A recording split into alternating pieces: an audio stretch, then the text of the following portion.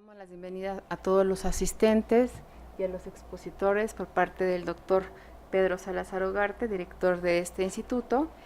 Y pues yo contenta de contar con grandes expertas en materia fiscal y pues también una autoridad, una persona muy seria, persona institucional que ya lleva años trabajando en el Servicio de Administración Tributaria. Y pues empezaré presentando.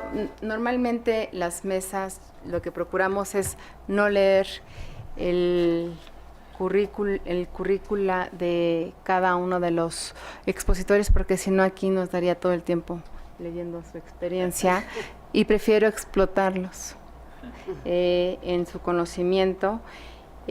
Únicamente anunciaré pues en dónde están trabajando actualmente y cuál es su posición en las distintas áreas donde están trabajando. Lisandro Núñez es administrador general de recaudación en el Servicio de Administración Tributaria. Bienvenido, esta es tu casa. Es gusto volver a coincidir contigo en otro tema que también ha generado pues ciertas inquietudes, pero según lo último anunciado han recaudado 36,000 millones de pesos. Se ha retornado. Okay, bueno, se ha retornado. 39,000 millones. 39,000 millones. Y ya casi se recaudan 2,000 millones. Ah, ok. Entonces, qué bueno que con esa cifra vamos a empezar. Sí. La licenciada Patricia López Padilla Barrera, que también nos ha acompañado en otros eventos, esa también es tu casa, es directora del área de litigio en Natera Consultores. Bienvenida, Pati. Muchas gracias, buenas tardes. Y Gaby Pellón Martínez, la licenciada Gabriela Pellón Martínez, perdón por la familiaridad, socia de Galicia y Abogados, que también pues nos has acompañado en otros eventos, que fue a principios de sexenio, recuerdo, aquí ya empezó. Bueno, les voy a comentar cómo es la dinámica de esta mesa.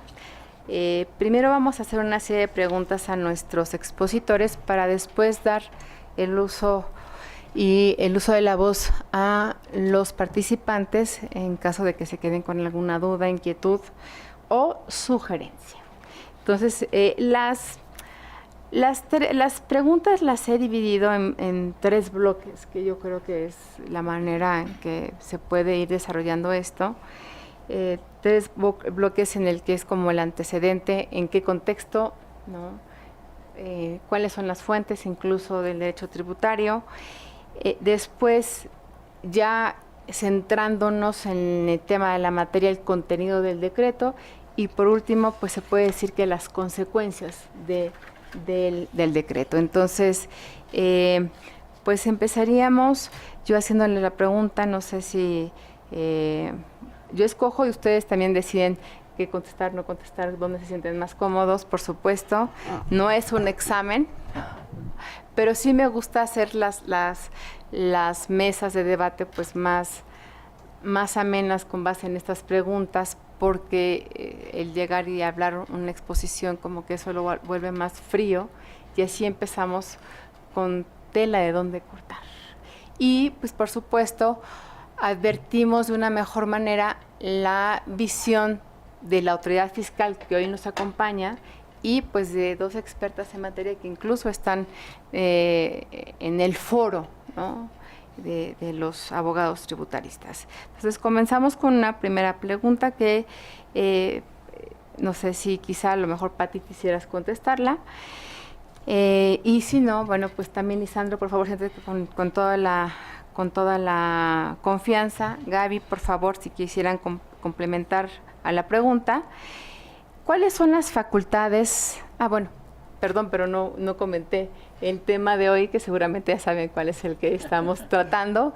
Es el decreto de repatriación de capitales, que se expidió a principios de este año y que tiene una vigencia de 6 meses. Entonces, ya con este tema sobre la mesa, quisiera preguntar, ¿cuáles son las facultades del presidente de la República en materia impositiva? Bueno, antes que nada, muchas gracias, Gaby. Es un honor estar participando aquí con ustedes en esta máxima casa de estudios. Es siempre un honor para cualquier abogado estar platicando aquí. Mucho gusto. Aquí a las autoridades del SAT, Lisandro, mucho gusto. Y bueno, siempre también es un honor compartir mesa con una abogada tan destacada como Gaby Pellón. Gaby, gracias. De verdad, muchas gracias por tu invitación. Y bueno, ¿cuáles son las facultades del presidente de la República en materia tributaria? Como bien saben, la principal facultad, digamos, impositiva reside en el Congreso de la Unión. Es el Congreso de la Unión quien es el, digamos, facultado para establecer contribuciones a nivel federal, empezando la iniciativa en la Cámara de Diputados y después siempre tendría que ser aprobada por la Cámara de Senadores. Sin embargo, constitucionalmente encontramos dos facultades del presidente de la República en materia fiscal. La primera la encontramos en el artículo 29 de la Constitución, el famoso decreto ley. ¿En qué consiste el decreto ley? Que en época de suspensión de garantías, pongámonos a pensar en el caso de una guerra, el presidente suspende de garantías, puede emitir decretos, por eso le llaman decreto ley, pero proviene nada más del presidente de la República, estableciendo contribuciones de guerra, y que después serían evaluadas por el Consejo de Ministros. Tampoco es que lo pueda hacer el presidente de manera unilateral. Y la otra facultad que sale, facultad constitucional, que sale de esta regla general que exige que las contribuciones sean expedidas por el Congreso de la Unión, es el decreto delegado. El decreto delegado está contemplado en el artículo 131 de la Constitución. Le da al presidente de la República la facultad de elevar aranceles o suprimirlos, crear nuevos en materia de comercio exterior, precisamente por la urgencia de regular el comercio exterior y proteger el mercado nacional o alentar el mercado nacional, le dan esta facultad al presidente sin esperar todo el proceso legislativo que, como bien saben ustedes, es tardado. Estas son las dos, digamos, facultades materialmente legislativas que tendría el Ejecutivo en materia tributaria. Sin embargo, y más relacionado al caso que nos ocupa, el artículo 39 del Código Fiscal de la Federación, el artículo 39, que es de dudosísima constitucionalidad en sí mismo considerado, ontológicamente considerado, pues, el artículo 39 le da al Ejecutivo tres tipos de facultades. La de condonar contribuciones total o parcialmente, en casos de que haya algún tipo de epidemia, alguna necesidad gravísima, o bien que se trate de impulsar una rama de la economía. La fracción segunda del 39 que le da la facultad para emitir facilidades administrativas. Sin embargo, ojo, esas facilidades administrativas se refieren a hacer más fácil el pago de la contribución, no a meterse con elementos de la contribución. Y finalmente la canasta en donde todo cabe, que es el 39 fracción tercera del Código Fiscal, que es la que le permite al Ejecutivo conceder estímulos o subsidios en materia tributaria. Nuestra Suprema Corte de Justicia ha sido muy clemente en cuanto a la constitucionalidad de estas facultades otorgadas al presidente y ha dicho que son, que respetan la Constitución, el artículo 39, siempre y cuando esas facultades, la utilización de esas facultades extraordinarias sean perfectamente justificadas, plenamente justificadas por cuestiones de gravedad. No sé si con eso la primera pregunta la tendríamos. Esas son como las facultades del presidente en materia tributaria. Ahora, si el presidente podía o no emitir este decreto, esa es otra cuestión. No, estoy hablando de las facultades del presidente, no si el decreto está bien o fundamentado, que es otra cuestión. Okay. Lisandro, en esta segunda pregunta, una segunda pregunta sería, respecto a este decreto, y en tu opinión, ¿el presidente de la República tenía las facultades para emitirlo? Aunque la ventanilla para explicar las razones y los fundamentos sería más que el Servicio de Administración Tributaria, sería la Subsecretaría de Ingresos, pues yo diría que sí las tiene, porque ya lo emitió, ¿sí? Ya está emitido, y les voy a hablar de los resultados. Yo creo que Pati ya dio una explicación bastante amplia de en qué contexto, lo ubicaste perfectamente en el 39, Patti decía que es de dudosa constitucionalidad, pues mientras no se declare inconstitucional, pues sigue, está en vigor, o sea, es aplicable. Y yo les voy a platicar del por qué. Bueno, pues en los considerandos del decreto se establece que se busca fomentar la inversión en el país en un contexto crítico, en un contexto económico complicado. Y además México no es el único país que lo ha hecho, o sea, lo hizo Italia, lo hizo Chile, Brasil, Argentina.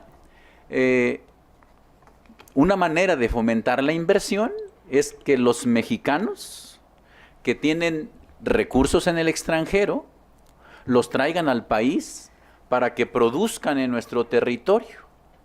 Si ustedes ven el artículo 6 del decreto que establece qué destino se le puede dar a esos recursos una vez que retornan a nuestro país, pues se darán cuenta cuando se habla de inversiones de activo fijo, de todas las que prevé la ley del impuesto sobre la renta, maquinaria, equipo de transporte, inversiones, investigación, desarrollo de tecnología, inmuebles, muebles y construcciones, pues lo que busca es que ese dinero en nuestro país genere riqueza, que genere fuentes de empleo, para que sea en nuestro país donde produzca este capital.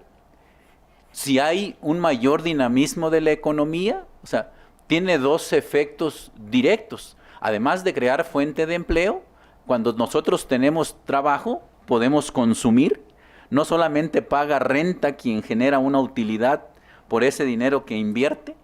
De manera indirecta, cuando el trabajador tiene dinero, consume, y si consume también paga impuesto al valor agregado.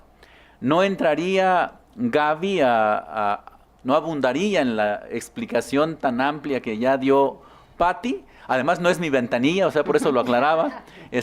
Pero sí debemos entender el contexto. O sea, un estímulo, así se le denomina, un estímulo a las personas que retornen los recursos. ¿En qué consiste el estímulo?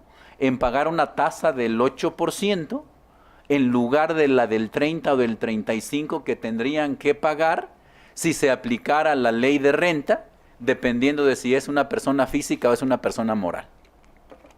Muchísimas gracias, Gaby. Que aquí, Gaby, si me permites, y aprovechando un poco la dinámica de la polémica de la mesa y aprovechando que está aquí Lisandro y Patti con la explicación que dio, tiene otro lado de la moneda este decreto, ¿no? O sea, si bien es cierto, claramente provoca lo que mencionó Lisandro, atraer recursos, atraer inversión y demás, y a los abogados nos provoca trabajo y a todos nos sin duda, ¿no?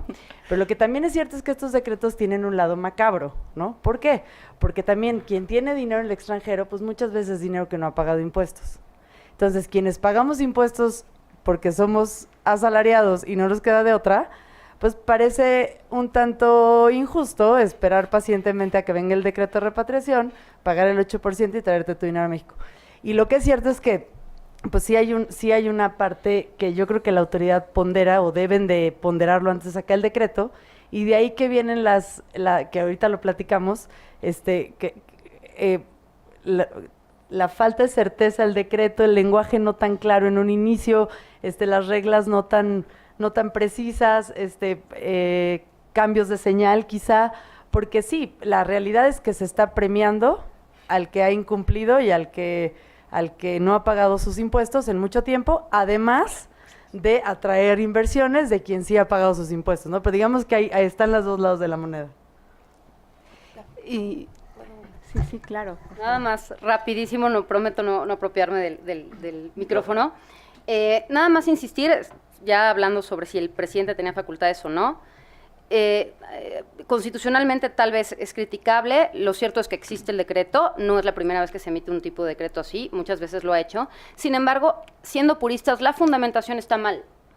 El 89 fracción primera de la Constitución absolutamente no tenía nada que hacer ahí, no es un reglamento, no está reglamentando ningún tipo de ley, o sea, sobra. Las facultades de la Secretaría de Hacienda también sobran ahí. Y lo fundamentan en el artículo 39 fracción segunda. No es una facilidad administrativa en el sentido de que no solamente otorga facilidades de pago, hay una clara reducción a la tasa a la tasa impositiva, si no, no habría atractivo para el extranjero. Y entonces tampoco es el 39.2, lo que les decía, finalmente está en el 39.3, que es la canastota amplia del estímulo fiscal. Entonces, creo que hay una deficiente fundamentación, pero al final del día eso ya está superado en el sentido pragmático. Y en cuanto a la justicia o injusticia, yo creo que a lo mejor eso es para los evasores, que si se premian a los evasores, a lo mejor eso es más para adelante, para terminarnos de pelear o de debatir todos. Pero yo porque soy una humilde asalariada, pero si no, me llevaría mis ingresos del país. No podemos criticar a las personas físicas que en su momento lo hicieron, porque las condiciones del mercado son terribles. Vaya, tampoco hay que premiarlos, pero vaya, es una realidad, y lo cierto es que también representa, como bien dice Gaby, un lado macabro de que no han pagado impuestos. ¿Pero por qué no han pagado impuestos? También, obviamente, por una parte de comodidad y responsabilidad, pero también una clara evidencia de lo mal o de la ineficacia de las facultades de comprobación de las autoridades fiscales. Tampoco está tan fácil ver qué recursos están en el exterior, cuáles han pagado impuestos, cuáles no, pero demuestra una debilidad en la facultad de fiscalización, debilidad que con tantos tratados se espera que cese o termine, ¿no? Sí, yo sé, Lisandro, que no es la ventanilla correcta, pero dado que no se encuentra aquí el subsecretario de Ingresos, Mesmacher, la pregunta creo que sí vendría dada por ti, por servidor público, sobre todo porque ustedes son los que están aplicando porque lo el ejecutamos, decreto. Sí. Yo hice la precisión para que todos identifiquen qué le compete al SAT. A nosotros nos queda claro, ¿están de acuerdo? No sé si a todos los que están en la sala, o sea, pero por eso era la precisión.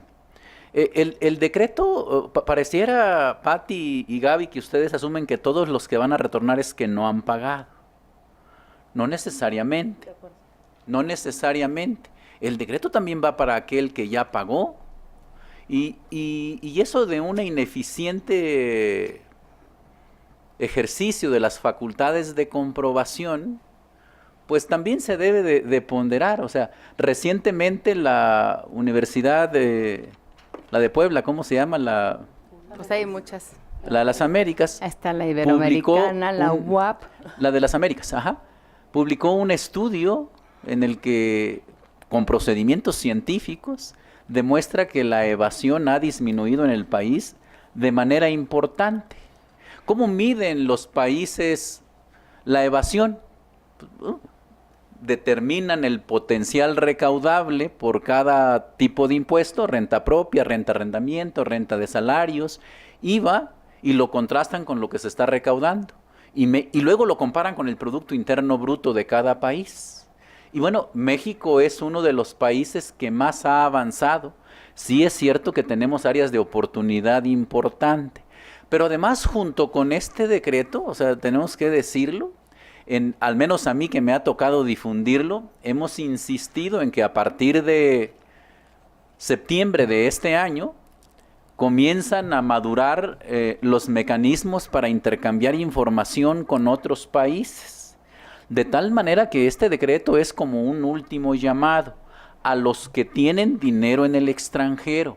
Pero sería un error, o sea, cometeríamos un error de lógica de falsa generalización si decimos que todos los que lo están trayendo es porque no habían pagado.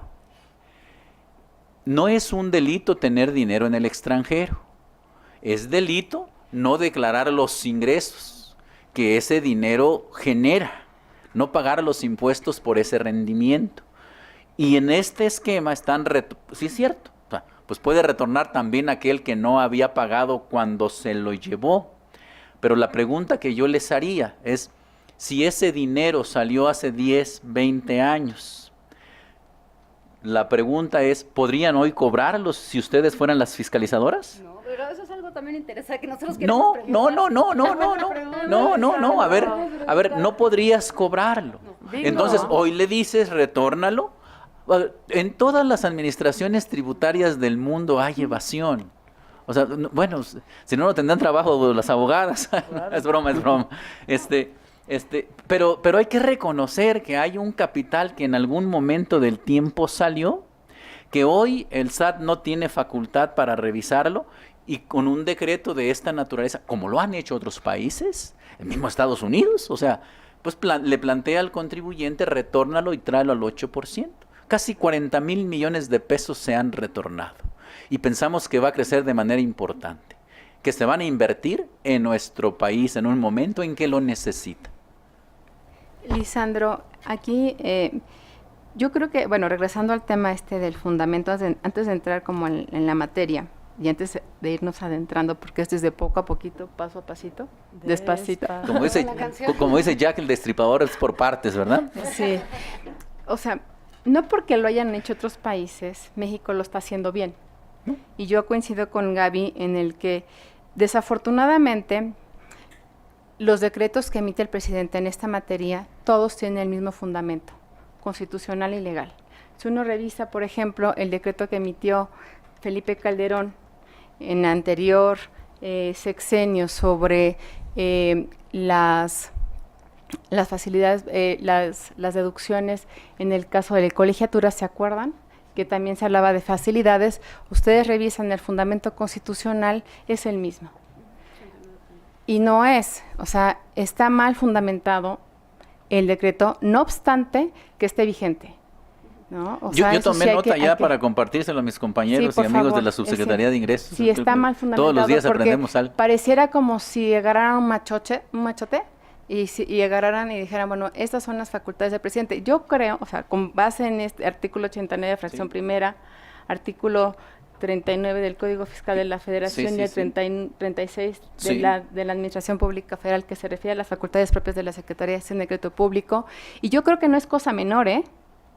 Yo creo que es una cosa fundamental que, de hecho, ha generado inseguridad jurídica a los que quieren aplicar este decreto. Por eso creo que no es cosa menor y sí es importante que transmitas la preocupación que tenemos pues aquí en esta mesa de cómo están fundamentando los decretos del presidente de la República. Y en este mismo sentido, quisiera preguntarte, Lisandro, si el presidente de la República ha invadido con la expedición de este decreto la competencia del Congreso de la Unión. Me encantaría contestarte, te insisto, es un tema que yo con gusto me llevo para nuestros amigos de política de ingresos. Y no porque no tenga una opinión, yo como ustedes también doy clase y nos formamos nuestra propia opinión de académicos, sino porque hay que tener respeto, porque una es la autoridad en materia de política de ingresos, ¿sí? Y otro es el SAT, que tiene la competencia para ejecutar, para velar porque estos esquemas se implementen de manera exitosa. Ok, bueno, entonces la pregunta se la haría... Yo las escucho con atención. A ver, ¿quién quisiera comentarla, responderla? Pati. Perdón. Una cuestión, yo creo que quiero distinguir, uno es el deber ser y otro es el ser. En el campo del deber ser, puristamente hablando, creo que sí hay una invasión en el sentido de que el gravamen y la desgravación, en principio, deberían recaer en el Congreso de la Unión. De hecho, las exenciones de manera general también tienen que venir en una norma general por el Congreso de la Unión. Sin embargo, ya la Corte ha definido que en tratándose de fines extrafiscales o de política económica fiscal están los artículos 25 y 28 de la Constitución como sustento. Entonces, si nos ponemos en el campo del ser, si alguien impugna, si hay una controversia constitucional el día de hoy, que por cierto ya se pasó el plazo, porque son 30 días naturales a partir de la expedición del que entra en vigor. No, para controversia constitucional no, aquí no, son 30 días. Y además no podría ser cualquiera, es el Congreso de la Unión en este caso. No la promovió. Es decir, en el campo del deber ser creo que es completamente cuestionable y criticable por lo que ya hemos platicado. En el campo del ser, creo que la Corte lo desecharía o declararía infundada una controversia constitucional por existir estos 25 y 28 de la Constitución.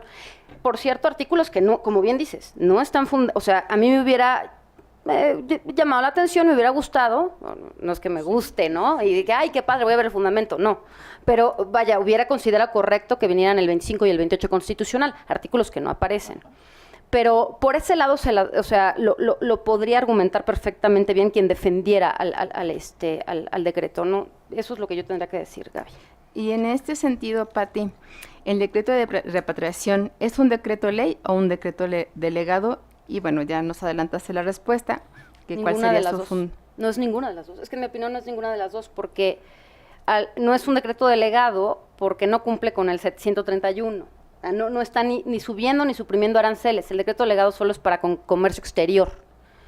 Y tampoco es un decreto ley en el entorno del 29 de la Constitución, porque no es una creación de un impuesto, y menos en temporada de guerra o de una epidemia terrible. Digo, ayer parecía que sí era para toque de queda con las inundaciones en Polanco, que se convirtió en un lago aquello, pero no era no sigue o no tiene los requisitos de un decreto ley. Creo que no es ninguna de las dos, pero creo que no estamos en presencia de una nueva contribución. Al contrario, estamos en desgravación. Al ser desgravación o beneficio, hace que sea más difícil impugnar o cuestionar, al menos en la práctica, en el foro, su constitucionalidad, precisamente por ser un beneficio, una cuestión opcional de trámite. Sí, claro, en este caso no, o sea, finalmente los contribuyentes que se ven beneficiados, pues finalmente es un beneficio, ¿no? Quizá el contribuyente, el amparo del envidioso podría caber porque no está tratando de forma diferenciada, pero prácticamente sería un tema del Congreso de la Unión que tendría que pelear ese tema, que ya pasó, ¿no? Como sabemos que se les pasa los tiempos. Entonces, no sé si quieres comentar algo. Aquí, un poco más en la práctica, o sea, Pati lo dijo desde un punto técnico perfectamente, pero, a ver, no podría ser este decreto más que para los capitales que no han pagado impuestos, Lisandro, porque si bien, a ver, hay varios ejemplos. Quien se llevó su dinero hace 50 años de una herencia y lo invirtió en Estados Unidos o en el extranjero por ahorro. Quien todos los días se lleva dinero ilegalmente y no paga el impuesto. O quien paga el impuesto en México y ahorra en el extranjero. Pero necesariamente hay un rendimiento ahí de el mes pasado a hoy, de diciembre a hoy, que no ha pagado impuestos, si no, no habría sentido el por qué retornarlo pagando el 8% si ya se hubiera pagado el impuesto. Entonces, necesariamente este decreto es para quien no ha pagado el impuesto en alguna medida, o por todo su patrimonio, o por el rendimiento de noviembre a hoy, pero necesariamente es para alguien que ha omitido un pago de un impuesto. Si no, ¿por qué habría yo de traerme mi dinero pagando el 8% si ya pagué el 35% y reporté mi ganancia a cambiar y demás? Entonces, hilando esta idea con lo que acaba de mencionar Pati, claramente, pues esto sí hay una invasión a la facultad del Congreso de la Unión en cuanto a tasa de Yo te voy a impuestos. decir en qué ejemplo, ¿no? O sea, el primer párrafo del artículo primero habla de inversiones que se hubieran mantenido al 31 de diciembre. ¿Cuándo se publicó el decreto? El 18 de enero. Acá está. A esa fecha esa inversión pudo haber generado un rendimiento, es cierto, pero todavía no estaba obligado a 18 de pagarlo. enero. ¿Están de acuerdo? Un rendimiento generado al 31 de diciembre todavía no estaba obligado a pagarlo. ¿Sí coincidimos en eso? Sí. Si es una persona moral, la obligación nace en marzo. Si es una persona física, el último día de abril. Ya sé que estás pensando. No voy a hacer un Y, relajo y- para y- y en eso, no, ¿cómo por 15 días? O sea, si era un capital por el que no habías pagado rendimientos, más bien un rendimiento por el que no habías pagado impuesto generado en el 2016, todavía no tenías la obligación de hacer el entero. O sea, solo para hacer esa precisión, desde luego que en el fondo coincido. Al final, en lugar de la tasa del 30 o del 35, te paga la del 8, pero por un ingreso que todavía no estabas obligado a pagar el impuesto. Ahora, también debemos tener presente que es un 8% sin deducción alguna. Tiene que hacer cuentas el inversor. O sea, ¿me conviene un 8% sin deducción alguna o me conviene hacer deducciones y aplicar la tasa del 30%? O como en el caso de, ¿qué dijo el presidente de Estados Unidos recientemente? Que iba a bajar la tasa al 15%, pero les disminuyen las deducciones. En términos netos, ¿se traduce en una menor tasa o no?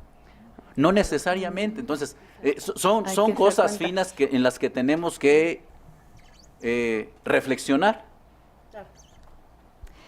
Lisandro, tú ya lo has referido, y como lo maneja aquí el decreto, yo quisiera hacerte la pregunta, ¿las facilidades administrativas se deberían identificar como estímulos o son estímulos fiscales? El decreto dice que es un estímulo. Ahí no hay ninguna Pero, duda. pero también habla de facilidades administrativas. Sí, pero en el decreto dice que es un estímulo consistente en aplicar la tasa del 8% sobre el monto de la inversión que se retorne sin deducción alguna. Literal. Literal, pero también habla el propio decreto habla de las facilidades administrativas. Sí, pero es que leamos que dice consistente en aplicar un estímulo de, vamos a la literalidad, ¿no? Para no especular. Bueno, entonces la pregunta es la siguiente. En tu opinión como servidor público, ¿las facilidades administrativas son estímulos fiscales? En mi opinión, el decreto es un estímulo para aquellos contribuyentes que teniendo inversiones por las cuales no se había pagado el impuesto o por los rendimientos que éstas generaron, puedan en lugar de aplicar la tasa del 30, la del 8.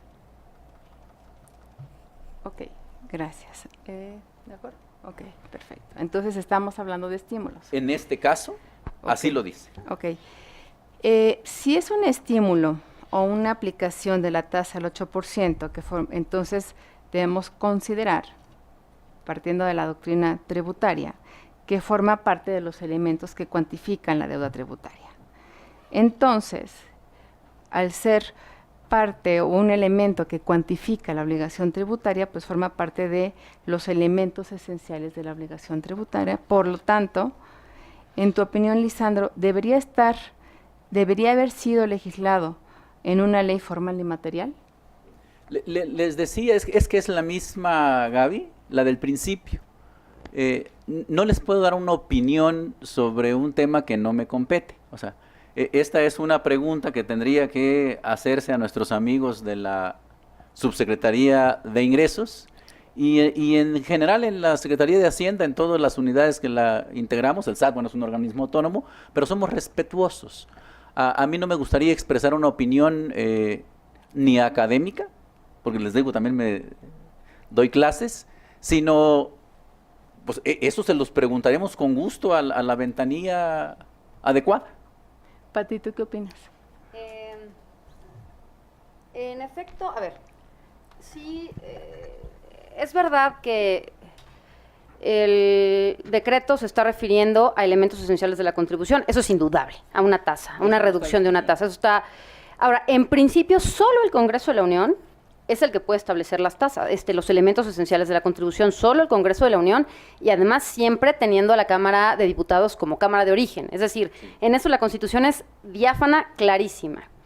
Sin embargo, y haciendo una gran diferencia, o sea, mutatis mutandis, con lo que pasa con los tratados internacionales, lo que yo diría, Gaby, para defender al SAT, que no es mi intención, no me dedico a eso y espero no dedicarme a eso. No defenderías al SAT, pues estás defendiendo un decreto, su constitución. Ah, bueno, que proviene a la de subsecretaría. ustedes. No, yo pensé que ibas a decir, defiendes al Estado, al bien común. No, es que también eso es incorrecto, dices que proviene de nosotros, del SAT. Bueno, de la Secretaría de... A la Bueno, pero subsecretaría. además, el SAT forma parte de... Por eso, pero sí, no tiene pero personalidad sí, pero jurídica. Sí es importante que diferenciemos. Sí, está si bien, no está bien. confundimos. Ok, no es mi afán No, defender al Estado. Si no, al rato vamos a decir que la subs de ingresos los anda embargando, Y- les anda embargando las cuentas bancarias. El presidente. Les autoriza parcialidades. La culpa la tiene el Sí, observador. No, para poner Sí, está, en perdón. contexto. Ok. En cuanto al Digo, a mí me decreto. interesa que encantado que me defiendas, además. No, bueno, pero a ver, y si yo quisiera defender al decreto, lo que diría es algo muy similar a lo que pasa con un tratado internacional para evitar la doble tributación. Mutatis mutandis, porque el tratado internacional sí tiene fundamento constitucional. O sea, lo tiene que firmar el presidente con la ratificación del Senado. Pero muchas veces se discutía, y Gaby y yo tuvimos la oportunidad, Gaby Pellón y yo, y también es conocido de Gabriela Ríos Granados, y yo me imagino, Lisandro, que tú también lo conoces, ¿A quién? a un experto, a un gran tributarista que es Arturo Pérez Robles. Y Arturo Pérez Robles decía, bueno, no puede haber elementos esenciales de la contribución en algo que no sea ley en sentido formal y material, como lo es un tratado para evitar la doble tributación, con la diferencia de que lo que hace el tratado es establecer beneficios y desgravaciones. Es decir, el gravamen viene de la ley doméstica. La tasa del 30 a 35% viene de la ley del impuesto sobre la renta. Lo único que hace este decreto en ese sentido, o lo que hace un tratado para evitar la doble tributación y lo que hace un decreto en este sentido es disminuirla. Entonces, como es un beneficio, ya nadie chista tanto. Y Arturo decía, en el caso de los tratados internacionales, si me ponen elementos esenciales más allá de la ley doméstica, me tengo que estar a la ley doméstica, porque es la ley doméstica quien establece los elementos esenciales de la tributación. Entonces, creo que estamos en algo parecido, Gaby. No sé si tú, Gaby, tengas otra... Yo coincido con lo que estás diciendo y además, esta discusión es un tanto académica, ¿no? Si lo llevamos a la práctica, la realidad es que con independencia de quienes no tenemos nuestro dinero en el extranjero y no tenemos nada que repatriar, pues la verdad es que sí es un beneficio para los contribuyentes y sí es una oportunidad de traer tu dinero a México y de dormir tranquilo, ¿no? O sea, porque muchos, a ver, lo que también es cierto, y vale la pena decirlo ya sin risas, es que mucha gente que tiene su dinero extranjero y que por alguna cuestión no ha pagado impuestos por los rendimientos, no necesariamente es por, aunque están evadiendo impuestos, no necesariamente es por una procedencia ilícita o una cuestión, ¿no? Muchas veces es ignorancia. Se sorprenderían la cantidad de gente que está segura que no tiene que pagar impuestos en México por una cuenta que tenga en el extranjero, ¿no? Que se sorprende mucho. Muchas veces son herencias que ni siquiera saben cómo llegaron a sus manos, no tienen ni idea. Diversos casos, ¿no? Que desde luego hay quien lo hace con todo el dolo, pero sin duda es un beneficio y en el marco, sin entrar en ese tema, de todos los cambios que vienen mundialmente hacia la transparencia, que hacia eso va el mundo, el fisco y demás, vale la pena esta oportunidad a los contribuyentes de regularízate, ponte en orden, duerme tranquilo y de aquí para el real ya declárame todo lo que tengas, ¿no? Entonces, insisto, coincidiendo con Patti, sin lugar a dudas, es una discusión académica porque ¿quién podría impugnar esto? ¿No? O sea, ¿quién tendría interés en impugnar un decreto que finalmente lo que trae es un beneficio, ¿no? Sí. Nada más el Congreso de la Unión en su momento, ¿no? Se le fue, exactamente. Me recordó así, ¿O pensaron que era necesario? me recordaron ahorita un cliente un cliente francés que lo amparamos y pues como todos los amparos empiezas pues al presidente, al Congreso de la Unión, no, bueno, casi se muere, pero ¿por qué estamos demandando al presidente? Le digo, así es una formalidad. Es que no sé, bueno, yo no quería al presidente. Ay, no, al secretario de Gobernación, no, tranquilo. Bueno, ya entrando en materia, ya después, ya empezó esto a calentarse. Sí, ¿no? a mí me encanta. Ya entrando en la Esa materia bienvenida propia. tan cálida. Es como nos hace el SAT a nosotros. Exactamente, es Creo reciprocidad. que esto fue una reunión de venganza. No, es académico, es el Instituto de Investigaciones Yo lo sé, Jurídicas. yo lo sé. Ya entrando ya en la materia propia del Del decreto, Gaby, quisiera preguntarte, ¿es posible retornar el monto de los recursos mantenidos en el extranjero de manera parcial? ¿Puede únicamente retornar el monto de los ingresos y no las inversiones o deben retornarse ambos?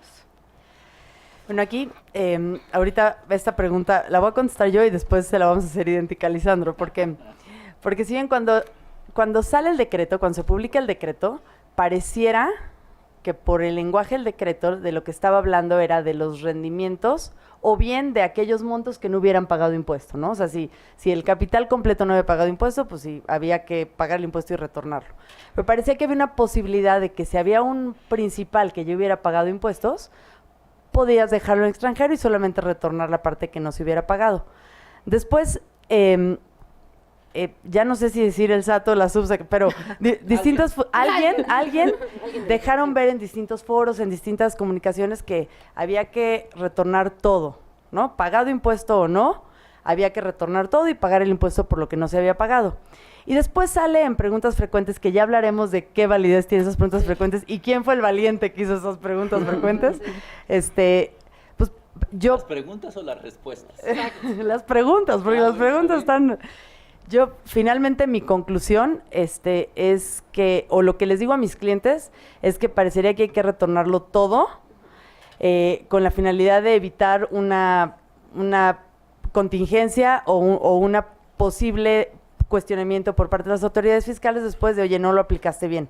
Sin embargo, sí queda la duda por el propio texto del decreto. O sea, el decreto pareciera que habla del rendimiento. Lisandro. Con mucho gusto. Yo hice las preguntas y las respuestas. Sabía. No, no es cierto. No. Una mente macabra atrás Nada de más eso. las respuestas. No, a ver, la postura es que depende, o sea, a ver, el SAT se mantiene o la SUBSE se mantiene en que tienen que retornar toda la inversión. No, pero vamos a escuchar el complemento de la respuesta. Si no quieres retornarla toda, no la retornes. Pero el beneficio del 8%, eso es lo que dice la segunda parte de la respuesta, el beneficio del 8% solamente se lo voy a aplicar al rendimiento de la inversión que retornes. Tengo a enero de 2016 $1,000. Vamos a hacer un ejercicio hipotético muy rápido. A ese entonces el dólar estaba a 10 pesos, ¿sí? Tengo 10,000 pesos. Pensemos que a junio el dólar está a 20 pesos. Yo sigo teniendo los mismos dólares y no le metan variables de que los intereses ni nada, no vamos a hacerlo lineal. A junio yo tengo los mismos $1,000, pero ahora ya no vale 10, ahora vale 20, ¿sí? Entonces no tengo 10,000 pesos, tengo 20,000.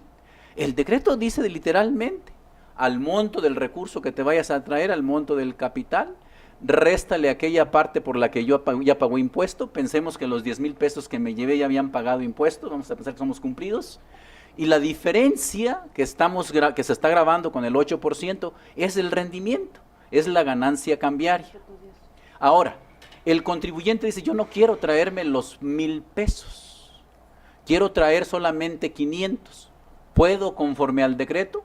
Sí, sí puedes. Tráete nada más 500, deja 500 allá, pero la operación para determinar el rendimiento, hazla sobre los 500. 500 a 20, ¿sí? Menos 500 a 10 y le aplico el 8. Los 500 que se queden allá pagan conforme a la ley de renta, la tasa que corresponda de acuerdo si es persona física, pues en el renglón en el que se ubique, si es persona moral, pues la del 30.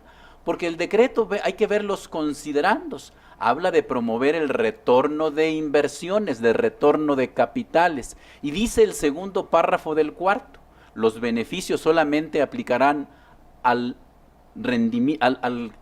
capital y al rendimiento que se retorne. Usa una I, no una O. O sea, ¿quieres el beneficio? Tráete el capital que lo generó. En el fondo sí te están obligando a traértela. Todo. En el fondo te tienes que traer toda la inversión si quieres el beneficio del 8. Si no, ahora estaríamos cuestionándonos que por qué le aplicamos un 8% cuando no se trae todo el capital que generó ese rendimiento. No, pero se lo estarías aplicando al rendimiento al final del día también. A ver, yo creo que el ejemplo de Lisandro es clarísimo y además no puedo más que estar de acuerdo contigo. O sea, lo que estás diciendo, en otras palabras, es de lo que no te traigas, si no ha pagado impuestos, pues paga el impuesto conforme a ley, ¿no? Claro. Pero quizá la pregunta, por eso digo que o sea, este es un poco el ejemplo de las preguntas frecuentes que, asumiendo que el principal pagó impuestos, pero vamos a pensar que en tu mismo ejemplo, de esos $10,000 pagaron el impuesto, me los llevé yo aquí de mi sueldo, me retuvieron y me los llevé. Y me generó un rendimiento de $300, ¿no? La pregunta es, ¿puedo yo pagar el 8% por los $300 que no he pagado impuestos y dejar mis 10,000 pesos allá que son mi sueldo que sí pagaron? A esa pregunta la respuesta concreta es no. Esa es la... Porque el decreto está hecho para aplicarle al beneficio Pero ya pagó impuestos. Sí, pero el decreto no es para que te traigas la parte que no ha pagado el impuesto. La parte, el beneficio del decreto está hecho para que te apliques el 8% trayéndote el capital que lo generó. Es así, pues es... Bueno, a ver, o sea, qué importante, digo, es lo que es, ¿no? Pero vale la pena aclarar esto pues porque esa era en el decreto la pregunta. no es tan claro y eso se aclara en las preguntas y respuestas. Mira, es que eso es lo que les decía. Lástima que no podamos apoyarnos en presentaciones, pero el decreto tienes que construirlo. Porque la mecánica, primero porque trae un procedimiento para determinar el impuesto, un procedimiento propio. Si dicen que eso es no les voy a contestar, pero trae un procedimiento propio. no te dice calcula el impuesto conforme a los diferentes capítulos o títulos de la ley del impuesto sobre la renta. Te dice, literal, al monto de la inversión que retornas, réstale aquella parte por la que ya pagaste el impuesto, ¿sí? Le aplicas el 8%. ¿A qué tipo de cambio? Al tipo de cambio que se publica en el Diario Oficial de la Federación por el Banco de México. Eso lo dice. Eso en automático te hace que, fíjense qué punto tan importante, si quieren para otro tema para una discusión académica, es la regla general en ganancia cambiaria es que el ingreso se acumula conforme se va devengando, ¿sí? En este caso en particular, al establecerse la mecánica, los dólares por el tipo de, o cualquier moneda pues, por el tipo de cambio del día en que lo vayas a retornar, está cambiando ese principio de devengado, lo está llevando a la materialización, a que te lo tienes que traer. En las preguntas y en lo que se ha publicado en reglas, lo que recogimos fueron las inquietudes que se externaron a través de diferentes foros. Consejo Coordinador Empresarial, Instituto Mexicano de Contadores, Canacintra, la Coparmex, todas las organizaciones que tienen representantes ante nosotros fueron escuchadas. Y lo que hicimos fue, vamos a establecer ejemplos.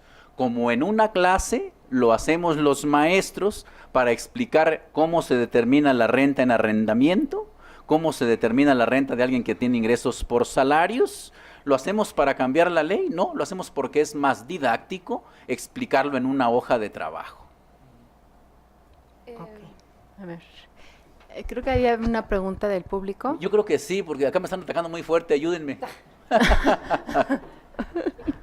Pero un hombre, porque aquí le estaba echando un montón. Sí.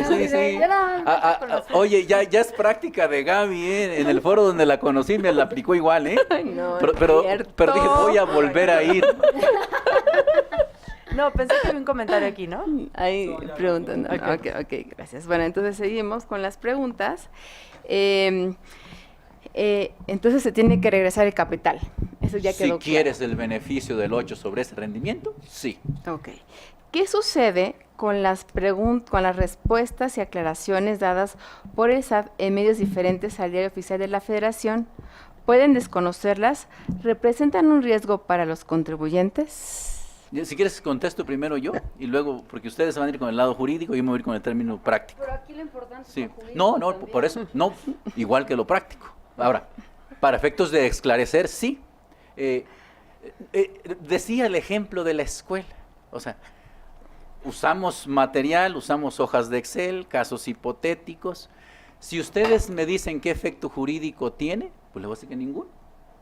O sea, bueno, pues, estamos de acuerdo, ¿sí? Ahora, por eso se establecen así, se recogen de los diferentes foros y se estableció, oye, cómo lo tienes que calcular, cómo lo tienes que aplicar, a qué tipo de cambio, al que publique en el Diario Oficial de la Federación, hago un caso hipotético.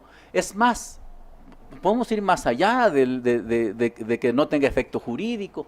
Cuando publicamos la primera o la segunda pregunta frecuente, alguien me habló preocupadísimo de algunas firmas, bueno, varios de firmas, de las más importantes del país, y querían que cuadraran las cifras.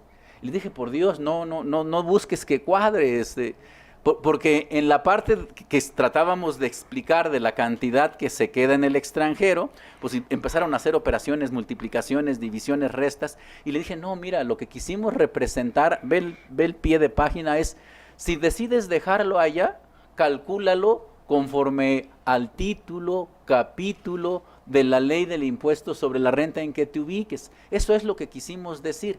No hagas operaciones aritméticas porque no te va a coincidir. Partimos de datos hipotéticos, partimos de un tipo de cambio hipotético. Esa es la respuesta práctica. Ok. ¿Y la jurídica? La Pati, jurídica, por a mí me favor? preocupa que la praxis esté rebasando a lo jurídico. Y esto creo que sí es, a diferencia de la fundamentación del decreto, que eso es una realidad que ya nos rebasó, esto creo que sí es muy importante y muy grave. Se está haciendo frecuente en el Servicio de Administración Tributaria el utilizar a su página electrónica como un medio de publicación de famosas preguntas y respuestas, pensando que nos pueden vincular. Si no está publicado en el Diario Oficial de la Federación, no es obligatorio. Eso es una realidad, jurídicamente hablando. Y lo digo no porque sea un principio general de derecho, lo digo porque lo dice el 72 de la Constitución y el artículo 7 del Código Fiscal de la Federación. A mí lo que me preocupa en el caso de las preguntas y respuestas es que por lo menos en la respuesta 2 y en la pregunta 2 y en la pregunta 3, pareciera ser que se establecen obligaciones nuevas que no venían en el decreto. Entonces, ¿qué es lo que debieron haber hecho las autoridades? Debieron sacar una modificación a las reglas misceláneas, una adición a la regla miscelánea, publicarlas en el Diario Oficial de la Federación. No establecer nuevas obligaciones en las preguntas y respuestas que generan más incertidumbre en los contribuyentes. Porque si bien jurídicamente está mal, completamente mal, y yo como contribuyente podría decir, eso no lo aplico porque no viene en el decreto, sino viene sino viene simplemente en la página del SAT y lo que viene en la página del SAT no me obliga. Lo cierto es que nos enfrentamos también a un problema práctico, infortunado, pero práctico. Es decir, si no lo aplico tal cual está en la mente de las autoridades fiscales, ya me evidencié y pierdo toda la aplicación de los beneficios del decreto. Entonces, ese es el gran riesgo.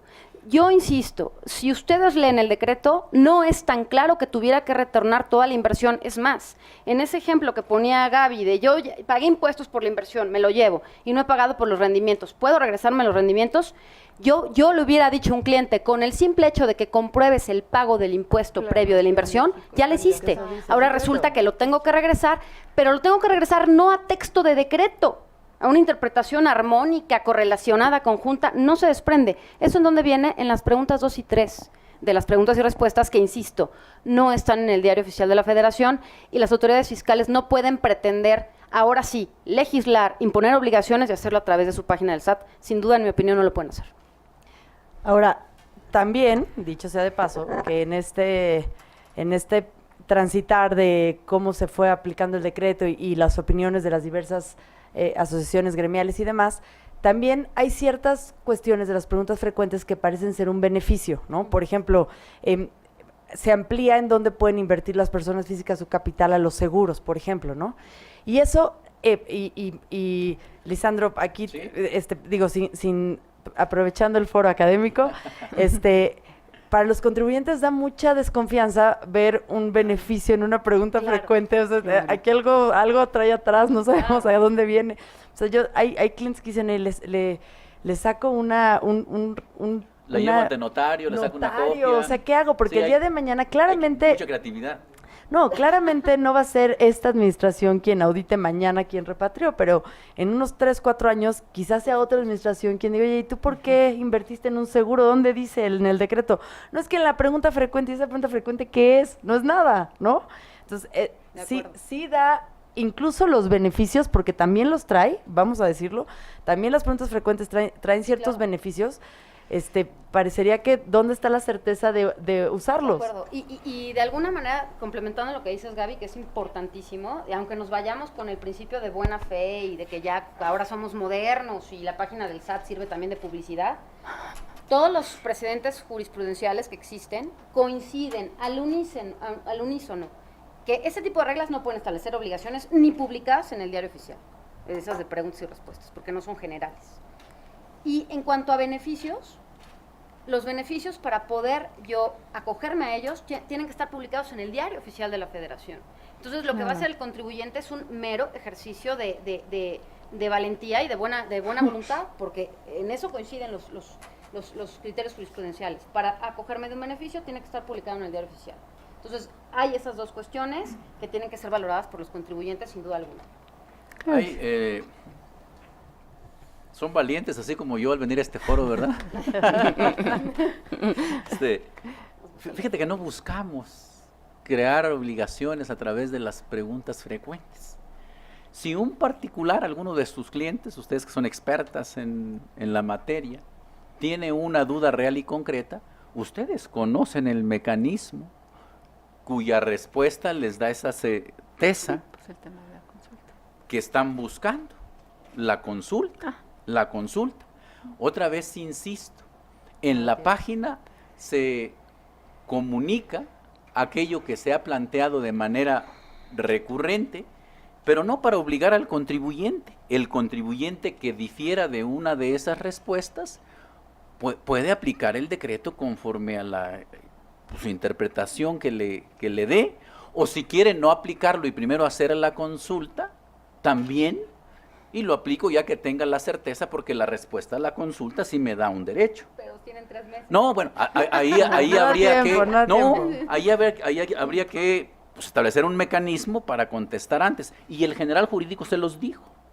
Sí, o sea, tienen un planteamiento real y concreto, te lo contesto antes de que se vence.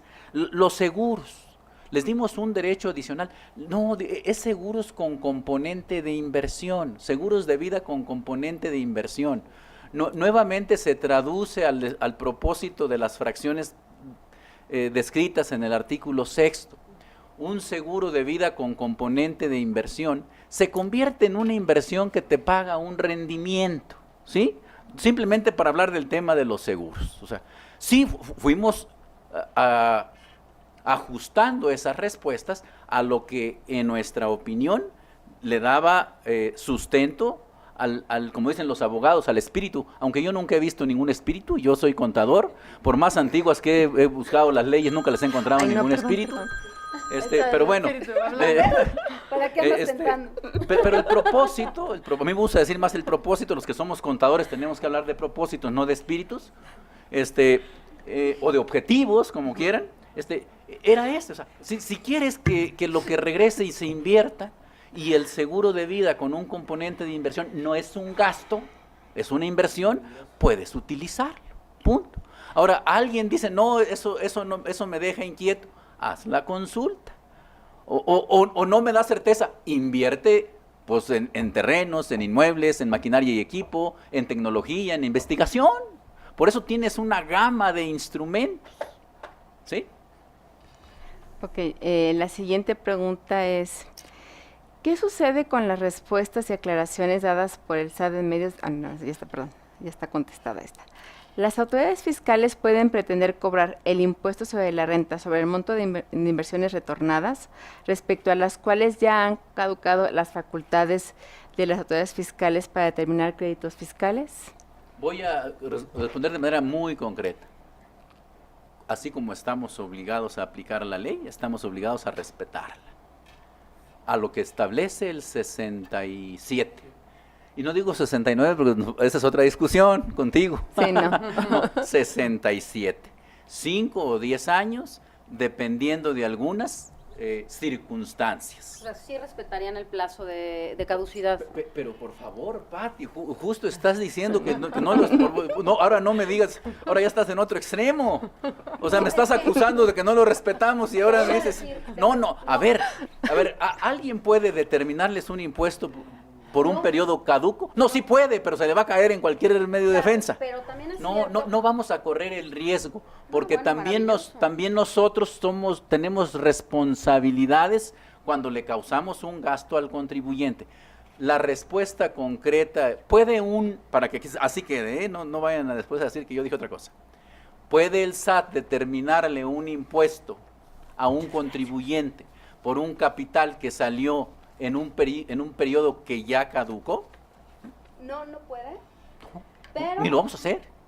no puede, pero lo cierto es que cuando alguien se acoge a un decreto de beneficios, ¿le entra todo o no le entra todo? Por decirlo de manera vulgar y corriente. Es decir, me acojo tal como está el decreto de beneficios, o mejor opto por no seguirlo y seguir yo la regla de caducidad y la causación conforme lo dice la ley del impuesto sobre la renta.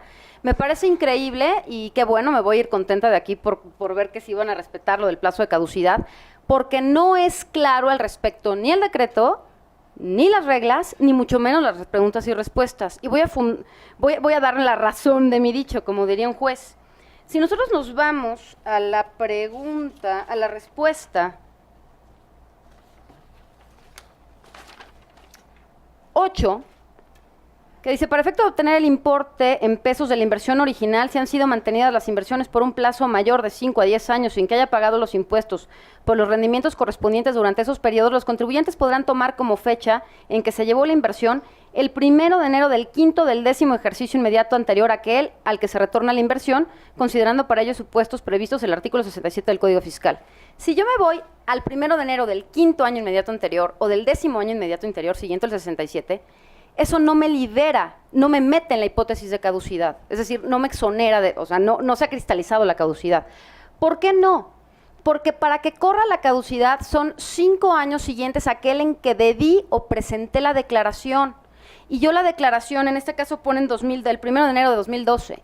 La declaración del 1 de enero del ejercicio 2012 la debí haber presentado en 2013.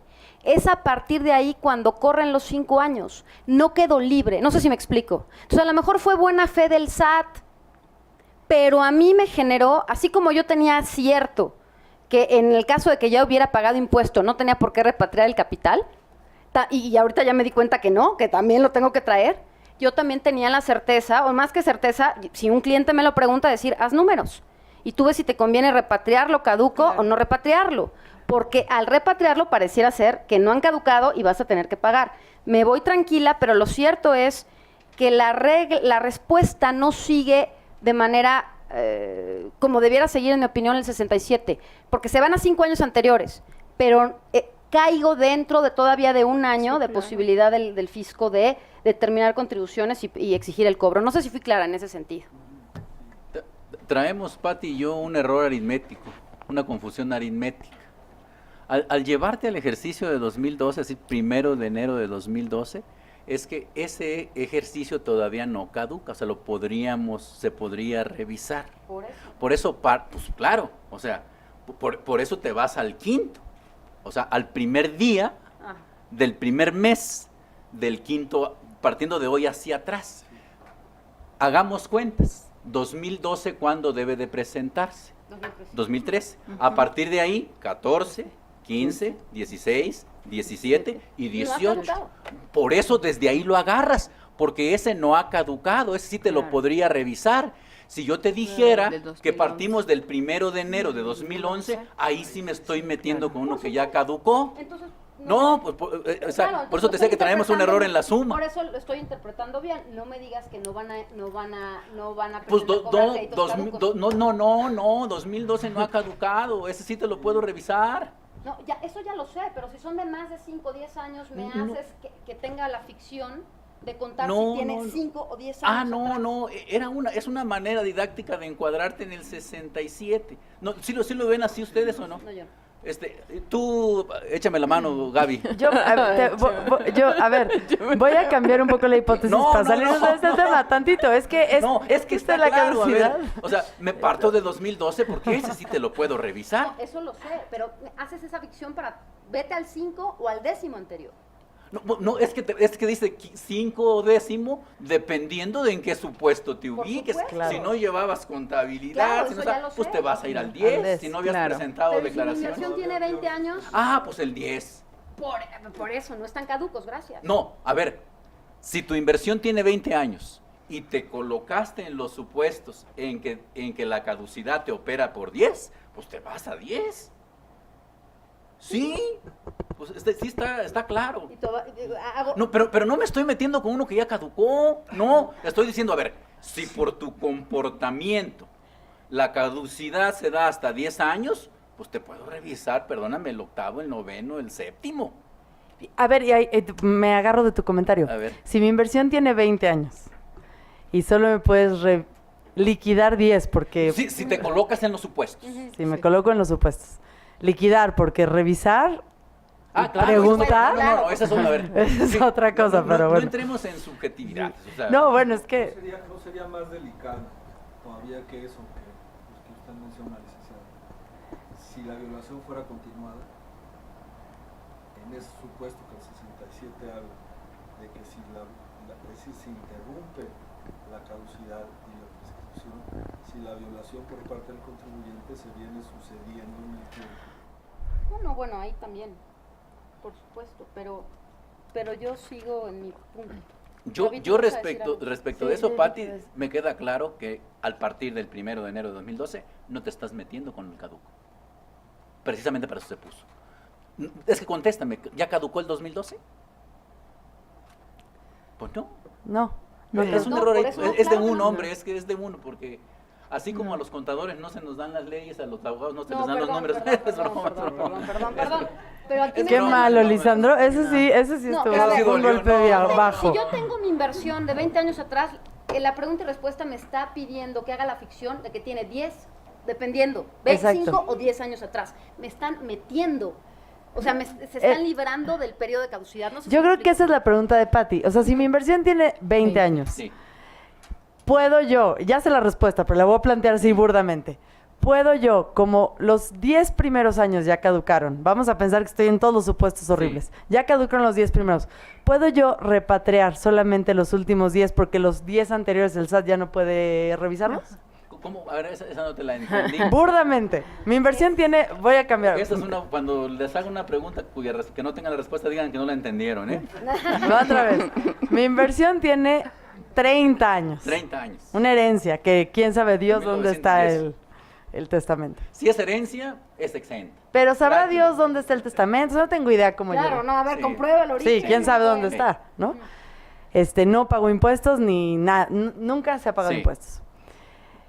¿Podría yo, contribuyente, repatriar el dinero del generado en los últimos 10 años, sabiendo que los otros 20 anteriores no han pagado impuesto, pero como sé que el fisco ya no me puede revisar y ya caducaron, ¿puedo dejarlos ahí porque ya caducaron las facultades? ¿O tengo que considerar lo que dice Patti, que esos años que claramente ya caducaron, hacer una ficción jurídica y meterlos al 67 todos a los 10 años? A ver, olvidémonos del decreto de retorno. Hoy, sin decreto, se dan esos supuestos. ¿Sí? ¿Cómo le hacen para regularizarlos? No, pues yo simplemente lo caduco, no se paga, punto. Claro, así es. Ahí está la ley. Pero no sé si coincidas conmigo, Gaby. A ver, Gaby, pero tú también No es lo coincides que en que, dice en que la nos metimos con el caduco. O sea, yo sí coincido en que el 2012 en este ejemplo ya no ha caducado. Ah, O sea, eso tú sí tú coincido. sí, da la Pero razón. sí, es que son dos cosas, porque también entiendo lo que Pati está diciendo. O sea, lo que Pati dice es que no es claro a qué se refieren con los 10 años o... No, y además dice, para efecto de obtener el importe en pesos de la inversión original, si han sido mantenidas las inversiones por un plazo mayor de a 5 o 10 años, sin que hayan pagado impuestos, los contribuyentes podrán tomar como fecha en que se llevó la inversión Para que el 1 de puedas enero del determinar- quinto del Sí. 10º ejercicio inmediato anterior. Si quieren, Por eso. si quieren, a ver, Sí. volvamos al ejemplo de que ponía de los $1,000. Yo en el ejercicio decía que asumíamos que nos los habíamos llevado ¿cuándo? Hace poquito. No, dijimos No, sí, que, sí, sí, bueno, 2016. no dije que 1 de enero de 2016. Sí, ¿sí? sí. Sí, o sea, vamos a pensar que ese mismo dinero se llevó 2006. hace 2006 o los 30 años que dice Gaby. 76. ¿En el 1976? Sí, ya. Órale, sí, está 40 bien. años. Mi cumpleaños. Yo, 41. Sí. ¿Qué dice esto? Toma lo que en esa inversión tengas en dólares al 1 de enero de 2012. Exacto. Eso es lo que dice. Eso dice. Si te ubicas en el supuesto de 5. Gravísimo. Eso dice. O sea, eso es... ¿Pero por qué grave? Porque entonces- todavía me vas a clavar un impuesto y ya no han caducado tus facultades. O sea, a lo mejor ese es el problema de las preguntas y respuestas. En tu Pero- mente, pero qué no buena entendí. onda está el no cobrar a los contribuyentes. En la letra de la ley y en el espíritu, y en el, que sí existe, Pero- y en el pero- espíritu de los contribuyentes, No, está, bueno, sí traigan el existe, claro. dinero. La casa de los espíritus, hay varios espíritus, ¿sale? A ver, pero ¿por qué me meto con un caduco? A ver, volvamos otra vez al ejemplo de que no hay decreto, ¿sí? Esa inversión viene ahí desde hace 25 años, pero se viene manteniendo y pudo haber crecido, pudo haber disminuido. Yo ahorita si quisiera fiscalizarla, ¿desde qué momento la puedo agarrar? 2012. vamos a decir. Claro, pues de ahí la puedo agarrar. Pero no quiere decir que todo sea del 2002. No, Ah, exacto. no, pero es un dinero que tienes ahí el 1 de enero de 2012, de ahí lo agarro. Y si tengo varias cuentas, por ejemplo... Ah, no, una- bueno, pues lo aplicamos por cada cuenta. No. Bueno, pasamos a otra, Gaby, porque ya me metieron en aprietos. Pero para que lo tomen en Sí, cuenta. sí, esa- no. esa- La verdad, así nos ponemos de acuerdo que van a ser los debates, ¿eh? O sea, esa pregunta 8 no, para yo sé, revisarla. sí. Miren, estos foros, no, la verdad, yo debía haber empezado diciéndoles que a nombre del jefe del SAT, del doctor Osvaldo Santín, les agradecemos que nos den oportunidad de platicarles estas cosas. La única manera que tenemos de mejorar lo que hacemos es escuchando estos análisis tan agudos, tan profesionales, y por eso se ha avanzado en el SAT. Se ha avanzado muchísimo, la recaudación trae crecimientos sin precedentes, el padrón de contribuyentes ha crecido también de manera importante, hay casi 60 millones de contribuyentes, y lo digo porque estamos por cumplir 20 años. Cuando inició el SAT, pues eran 5 millones, hoy tenemos 60, y es gracias a la participación activa de todos los colegios, cámaras, institutos como este que nos fortalecen con sus opiniones. Nosotros, a mí me tocó, o sea, porque pudo haber venido alguien más a hacer esta difusión, pero lo que el doctor dice es, a veces cuando escribimos, voy a hablar del SAT, no de mis compañeros de política de ingresos, a nosotros, cuando escribimos, pensamos que ya dejamos claro lo que queríamos transmitir, y no es cierto. Entonces, por eso yo he hecho un recorrido a través de diferentes agrupaciones, ciudades, tratando de sensibilizarnos para poner en reglas o en preguntas, si quieres, sin crear derechos ni obligaciones, las cosas de tal manera que el contribuyente las entienda, en un lenguaje ciudadano, en un lenguaje pues, que nos permita transmitir lo que el SAT opina de estos ejercicios. Quería decirles que debí haber empezado agradeciendo. No, gracias. Bueno, aquí vale la pena también, y qué bueno que lo dijiste, Lisandro, que estás tú aquí y que nos permites en este foro. Son afortunados ustedes de poder tener esta charla en confianza y poder decir lo que pensamos de una forma de manera muy respetuosa y con cariño, además. Finalmente, quizá hubiera sido otro funcionario y estaríamos aquí de lo más acartonados, ¿no? Gracias por tu apertura, Lisandro. Bueno, entonces, esa era la última pregunta, muchas gracias. No era la última pregunta. De hecho, por favor, mándales el saludo al doctor Osvaldo Santín, que también estuvo hace 3, 4 años aquí en el instituto y que incluso publicó un capítulo con nosotros en el libro de Economía Informal y Derecho. La siguiente pregunta ya no tiene que ver con el tema de caducidad, Okay. Bueno. Qué bueno. pero tiene que ver con el tema de la prescripción. Ajá. Dice, en caso de prescripción del plazo de las autoridades para ejercer facultades de comprobación respecto de los recursos mantenidos en el extranjero, debo demostrar que ya pagué el impuesto, que estaba exento o no sujeto de pago, a efecto de restar el exento de la tasa del 8% sobre los montos retornados. Fíjate que, bueno, yo veo una diferencia importante entre la caducidad y la prescripción. La caducidad es la pérdida del derecho para ejercer las facultades de comprobación. La prescripción es la pérdida del derecho para cobrar un crédito fiscal determinado por el autodeterminado por el contribuyente o determinado por alguna autoridad fiscalizadora. Entonces no operaría para este esquema la prescripción. Ok. De acuerdo. Gaby, perfecto. Entonces la siguiente es, ¿qué pasará con los recursos que se mantengan en el extranjero hasta una fecha posterior al término de la vigencia del decreto? ¿Qué riesgos existen respecto a dichos montos?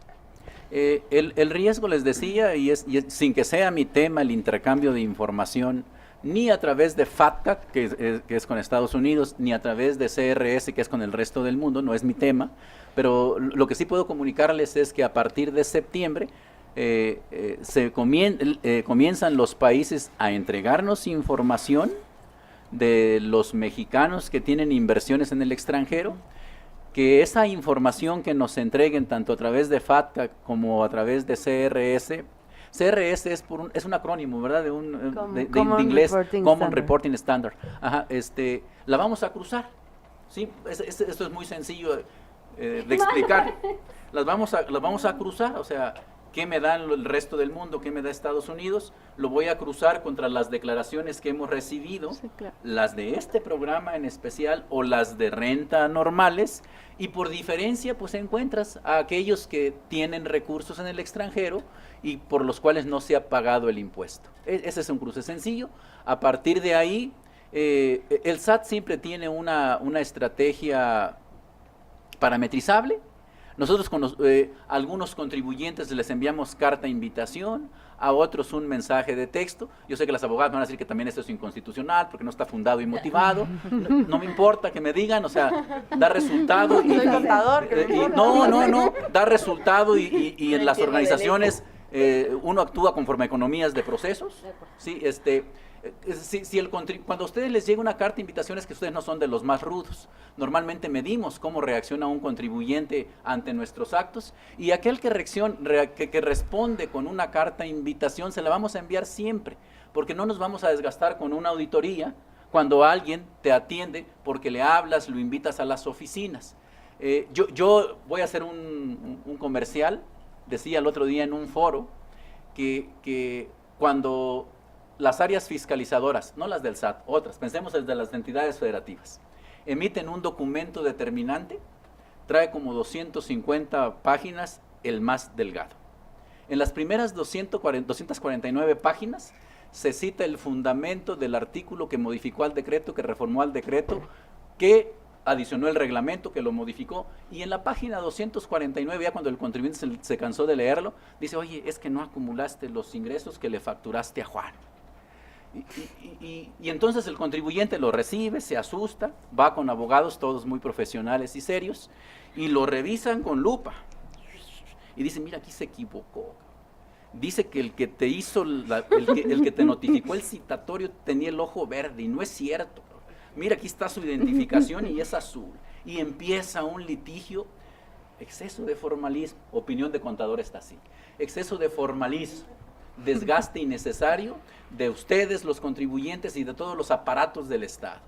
Yo pienso que en un futuro no muy lejano, y lo que voy a decirles es una utopía, pero hay muchas cosas que hace tiempo parecían imposibles y hoy son realidad, que el SAT les va a poder mandar un WhatsApp a ustedes, así, que le aparezca a Pati, así, y que diga así, con una carita de enojado, roja. No, que le llegue una carita así, una carita roja de enojado, así, que le diga, oye, Pati, pues, cometiste un error involuntario, mira, pusiste en tu pago provisional ingreso 0, pero yo aquí veo que facturaste 1 millón de pesos, oye, ¿por qué no te corriges? Y que Pati conteste así bien respetuosa, también con una carita roja ella, porque qué vergüenza, que diga, cierto, me equivoqué, pago. Nunca habría 2 palomitas azules. ¿Qué pago? ¿Verdad que las cosas serían diferentes? ¿Verdad que el país requiere algo así? Sencillo, transparente, partiendo de la buena fe.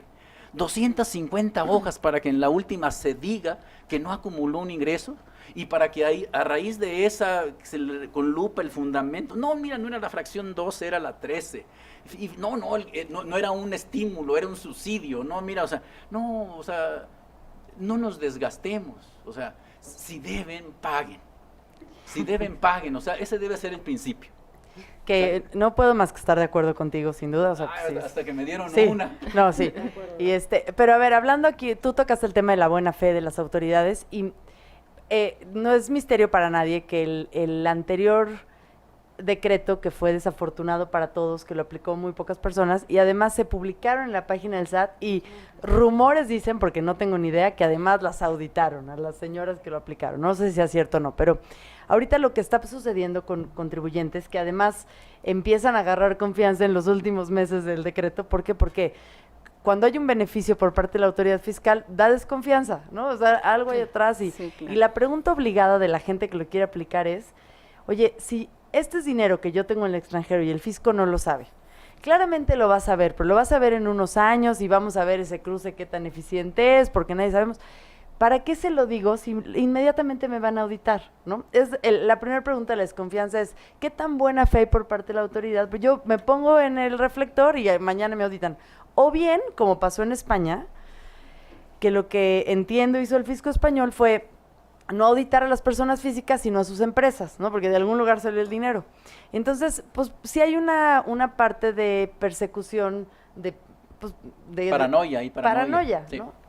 Yo, mira, alguien lo dijo, creo que fuiste tú, Pati, pues nosotros no vamos a estar aquí en el 2019, a lo mejor ni en el segundo semestre de 2018, pero lo que el doctor me ha pedido que transmita es que ustedes tengan la certeza de que lo que publicamos y los mensajes que a mí como comunicador de este programa me han autorizado a dar son los mismos criterios que hoy debe seguir una autoridad revisora. Sí nos ha sucedido en el pasado que a quien le encargan comunicar un proyecto, pues no está de acuerdo con quien tendría la facultad de auditarlo, y eso es, hablando de nuestra administración, muy, muy lamentable. Todo lo que nosotros hemos publicado, aunque tú digas, y tienes toda la razón, que no crea ningún efecto jurídico, lo que hemos publicado en preguntas frecuentes, en las reglas, lo que he dicho en mis presentaciones de PowerPoint, en los diferentes foros en los que he participado, está validado tanto por grandes contribuyentes, Óscar Molina, tanto en su momento por Ernesto Luna, que era el general de auditoría, y ahora Arturo Telles, que fue ratificado ayer, para que no tengamos esas diferencias. Y estas posturas, ustedes lo saben, pues las administraciones desconcentradas tienen procedimientos para fiscalizar, están en sus procedimientos, de tal manera que al menos no se aparten de lo que nosotros estamos comunicando. La postura del SAT ahorita con nosotros es retornar per se, no lleva a ningún acto de fiscalización. No, bueno, a ver, imagínense que yo salga a decir todos o que esa sea nuestra postura, ¿no? Que todos los que retornan van a ser fiscalizados. No. O sea, si algún contribuyente de los que retornan, por otros cruces que hacemos, porque hay metodologías para programar las revisiones, hay procedimientos para programar las visitas domiciliarias, resulta candidato por otras razones, pues además de las otras razones que provocaron la auditoría, pues también se revisará este tema. Pero retornar los recursos per se no genera una revisión. No, o sea, pues sería ingrato, otra vez volviendo al principio de la buena fe, ¿no?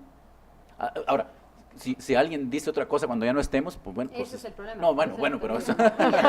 No, bueno, pues, sí, bueno, pero eso va a permanecer siempre. ¿Sí?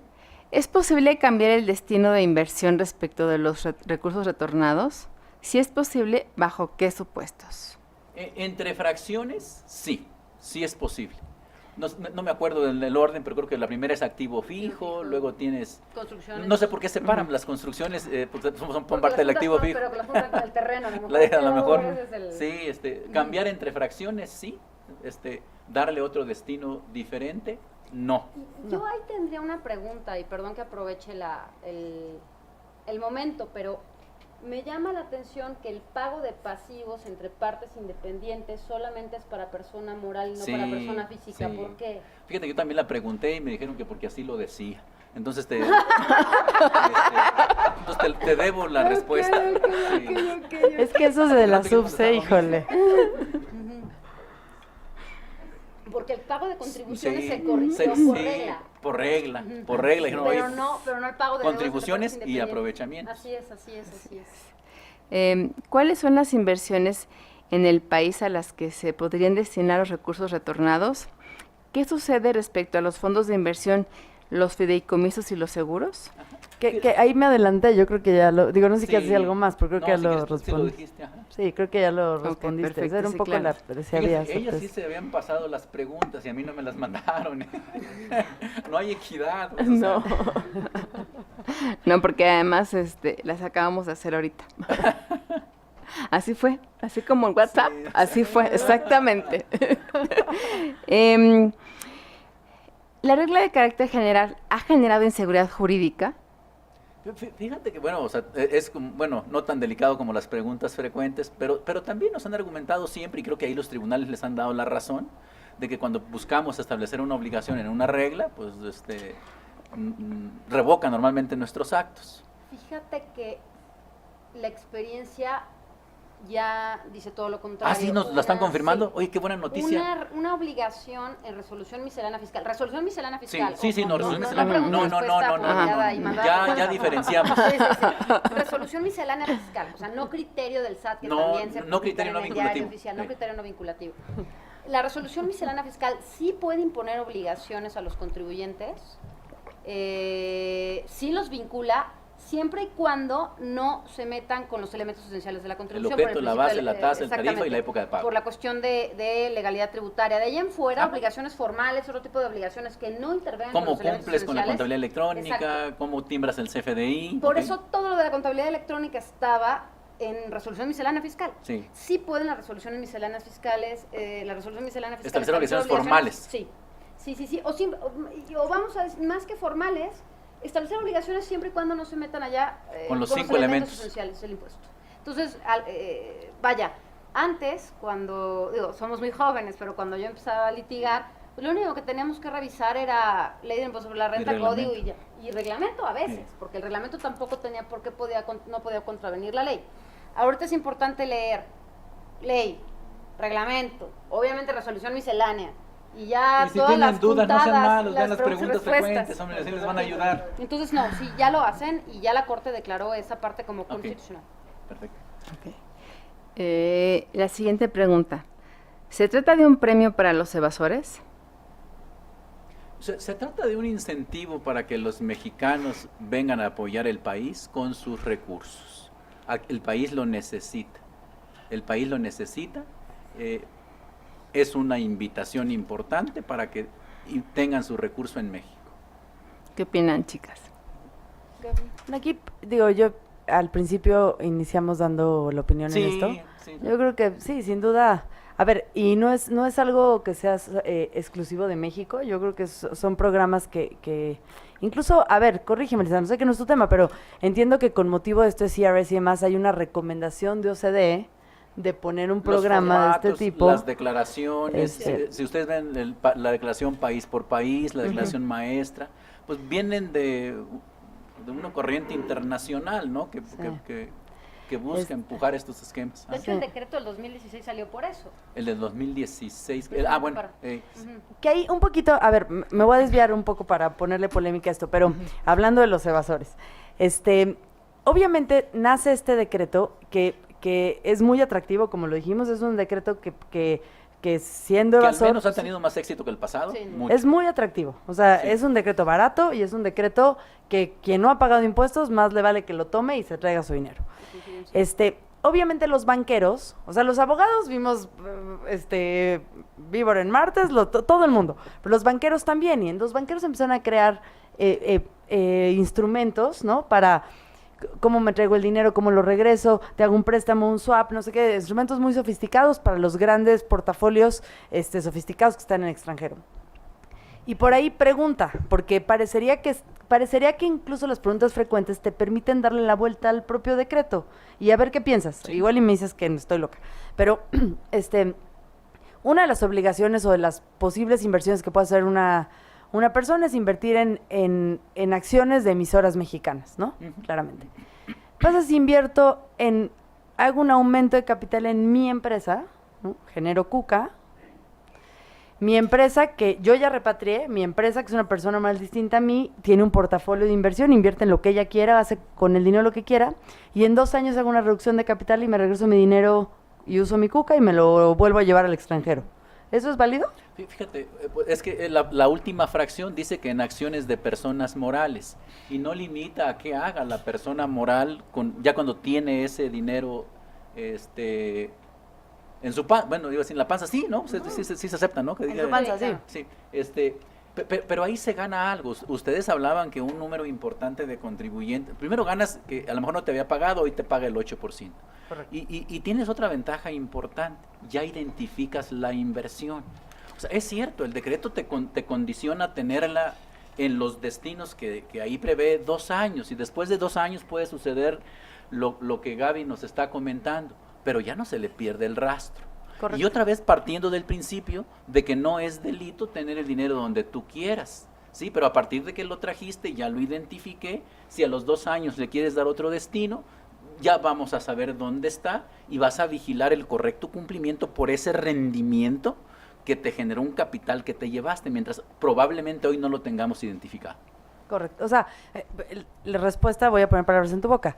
Sí, el SAT está consciente que puede suceder eso. Así estaban conscientes desde que se escribió el decreto. Que cuando dice, oye, en acciones de persona moral, la persona moral pues, no se dijo que tenía que invertirlo en algunas de las fracciones de arriba. Correcto, ok.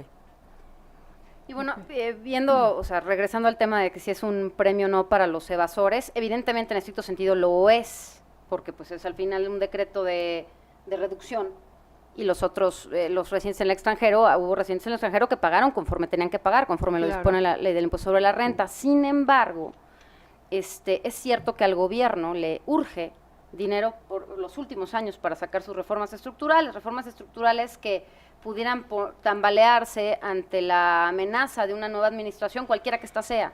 Entonces necesitan por lo menos asegurar que va a haber mayor capital para sacarlas adelante. Creo que esa es la razón, más que una razón de te voy a beneficiar porque te voy a beneficiar.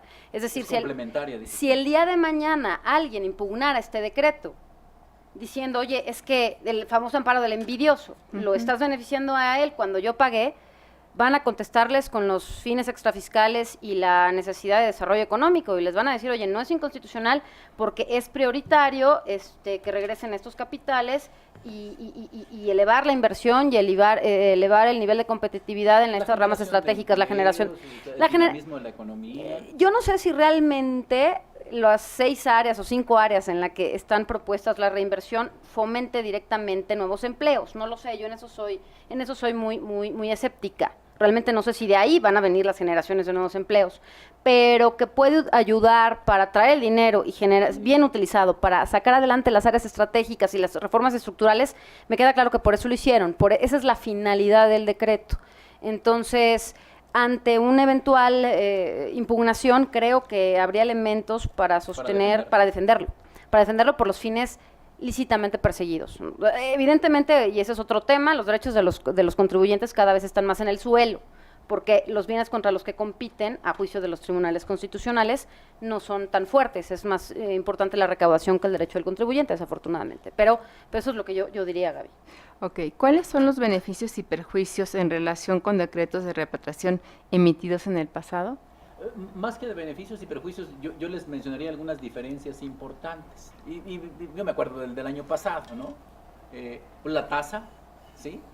La tasa del 8%, ese es un beneficio importante. Y además es la diferencia más importante con el pasado. El hecho de que la cantidad dejada de pagar como consecuencia de aplicar una tasa menor no se considera ingreso acumulable, me parece que no es un beneficio menor, o sea, es bastante importante. ¿Por qué este beneficio? O sea, porque la regla general, para los que saben de renta, pues es que cualquier quita, descuento, reducción que te hagan, porque incrementa tu patrimonio al final, tendría que gravarse. Por eso se hace la precisión, es un beneficio importante. El hecho de que se tengan por cubiertas las obligaciones del ejercicio de 2016 más las anteriores, sin duda es elemental. Fíjense qué maravilla para el contribuyente que accede al beneficio. Pensemos otra vez en el ejemplo de que el que se llevó los $1,000 en enero de 2012. No pagó 2012, no pagó 2013, no pagó 2014, no pagó 2015 y hoy dice voy por 2016. Con una mecánica lineal, comparando los tipos de cambio de junio de 2017 versus el de enero de 2012. Saco mi ganancia cambiaria por ese diferencial, pago el 8% y entonces cumplí las obligaciones de 2016, de 2015, 14, 13 y 12. Eso es bien importante, es bien importante. Y además de un procedimiento súper sencillo, porque calcular la ganancia cambiaria conforme a devengado, conforme al 134, año por año, es bastante laborioso. Aquí te lo dice sin deducción alguna, no puedes quitar el componente inflacionario, directo y se cumplen todos. Tienes por cumplidas, ya estoy hablando de otro, las obligaciones de fondo y de forma. Hay una de forma que pareciera una nimiedad, pero no lo es. Las informativas. quienes tienen inversiones en regímenes fiscales preferentes están obligados a presentar una declaración informativa en febrero de cada año. La sanción por no presentarla a veces es de carácter penal. Y ahí no se prevé que si la presentas de manera extemporánea, espontánea, no te aplica. Entonces, hoy con este decreto, le limpias ese pecadillo que tenía por ahí el contribuyente. Yo diría que esas son las más relevantes. No sé si ustedes se acuerden de alguna otra. Lo de la discrepancia y la confidencialidad también es muy importante, La confidencialidad es importante. La discrepancia no se consideran para efectos del... Es el 90 el que habla de la discrepancia. 91. 91. La discrepancia en términos generales es cuando tú haces gastos que no puedes justificar con tus ingresos. Aquí no se considera para la discrepancia. Y el anonimato, bueno, va asociado a que no se revele el nombre de quien retorna, a diferencia del anterior que sí establecía que se revelara. Ok. Aquí yo Y sé las que no preguntas es... frecuentes, Lisandro, sí dilo, porque sí traen su... Bueno, y las preguntas frecuentes que no les gustaron, pero sí dicen que les han ayudado. No, sí traen su No es beneficio. broma. ¿Sabes cuál No, es yo sí las entiendo. un perjuicio? Bueno, más que perjuicio, algo que se le ha criticado al decreto es... Hay contribuyentes que quisieran incluso que se prorrogara. Sí. Es decir, salieron muy tarde la resolución miscelánea fiscal. Si bien salió este mamotreto que también conocemos, este invento que se llama la versión anticipada, ahí te va por adelantado, la terminaban publicando en mayo, Ajá. pues obviamente hubo contribuyentes de Que que no le creían. hasta Sí. que no la ve publicada yo no aplico nada. Entonces, por mediados de mayo iban entendiendo cómo se aplicaba el decreto. Tienen hasta 19 de julio y para pagar el impuesto es al 3 de agosto de 2017. Es correcto. 15 años Entonces, naturales más. exactamente. Entonces, realmente es poco tiempo. Se espera la prórroga de la vigencia. ¿Habrá algo al Sí, respecto? no está a mi nivel. Yo les digo que no. Ay, ¿cómo que no? Que no. Claro que está a tu La nivel. decisión ya está. A ver, pregúntale por WhatsApp a los de las manos. A ver, ya, aquí. Al fin no genera derechos ni obligaciones. Dice que no le generan derecho, cuando le conviene sí las aplica. Claro. Oye, una pregunta, Lisandro, a lo mejor me dices, esta no es la ventanilla correspondiente. ¿Por qué se decidió aplicar una tasa del 8 y no del 12? Ya te contestaste. No es la ventanilla. Ok. Oye, perdón, Gaby, es que... Perdóname. Yo entiendo algunas razones, pero no son, quizás no sean las que les dé la gente de la Subsecretaría de Ingresos. Yo la vi por cálculos. Pues una tasa del 8 pues, es más baja que la del 30 o la del 35, pero también te dice sin deducción alguna.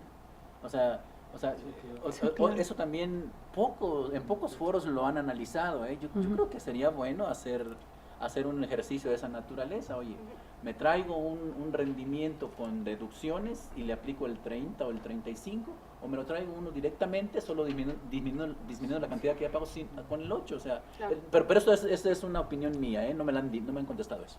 Ok.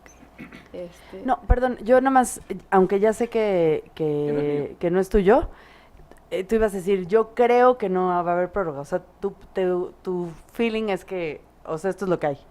Sí, es correcto. ¿Se trataría de una amnistía fiscal?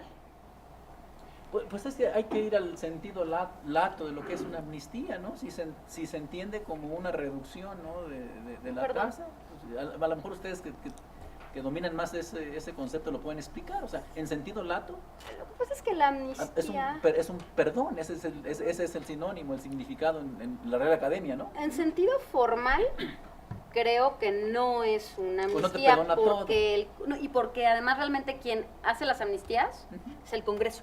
Bueno, exacto. O sea, Pues eso- formalmente, ¿no? O sea, sí, formalmente. como el de Ponte al Corriente de Es- 2003. borrón y cuenta Exacto, que nueva. también tan O criticado como fue el y borrón tan y cuenta impugnado nueva fue. anterior. Ese fue también muy impugnado y creo que la Corte sacó resoluciones muy desafortunadas. Pero bueno, ese es otro tema. Desafortunada, bueno, sí, no es otro tema. Eso es Para hablar- ustedes para muy otro foro. afortunada. Pero recaudó mucho. Recaudó borrón y muchísimo, cuenta nueva. muchísimo. Recaudó mucho.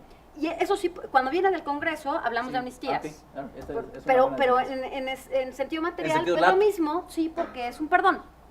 Parcial, si quieren, Parcial. pero un perdón. Entonces, eso es lo que yo diría respecto a la amnistía. Ok. Y sobre este punto, ¿cabría plantearse la transparencia y la apertura del secreto fiscal de los beneficiarios de este decreto? Nuestra postura es que no, porque el 69 establece de manera muy clara y contundente en qué casos se revelan, y porque en el decreto no dice que se revelan. Si en el decreto no dice que se revelan, entonces te tienes que ir a lo que diga el 69. Ok, pues entonces no sé si tengan alguna pregunta, comentario. No, más bien si hay alguna pregunta del público, si alguien quisiera. Sí, para ya empezar. De que se divirtieron, Se abre entonces a preguntas y respuestas de aquí al coloquio de los asistentes a este evento. No sé si quisieran hacer alguna otra pregunta. Si nos puedes decir tu procedencia, los datos. Oye, ¿en dónde está tu dinero? ¿En dónde está tu dinero? ¿Hace cuánto no Sí. pasa? Sí, ya pagó, ¿no? Mi registro federal del contribuyente. Bueno, a ver si no está. Bueno, Santiago Cuevas, acabo de terminar de estudiar la licenciatura en Derecho aquí en la facultad de esta universidad. Y me estaba preguntando, estirando un poco el tema, un extranjero que quiera invertir en México, ¿no podría pedir de alguna manera esta tasa de 8% alegando la cláusula de trato nacional contenida en el Tratado de Libre Comercio que todavía está vigente de esta región, o en el GATT incluso? ¿No podría el Ejecutivo ahí haber soltado una bomba de alguna manera irresponsable? ¿O cómo se escapa este decreto de este Es que yo trato creo que nacional? no se coloca en el supuesto de aplicación del decreto. Entonces, no es que haya un trato diferenciado que favorezca más al nacional. De hecho, también favorece al residente en el extranjero que tiene un establecimiento permanente en el país.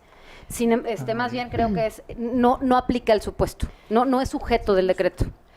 Para que se coloque en un trato discriminatorio, tienen que estar en una situación de igualdad,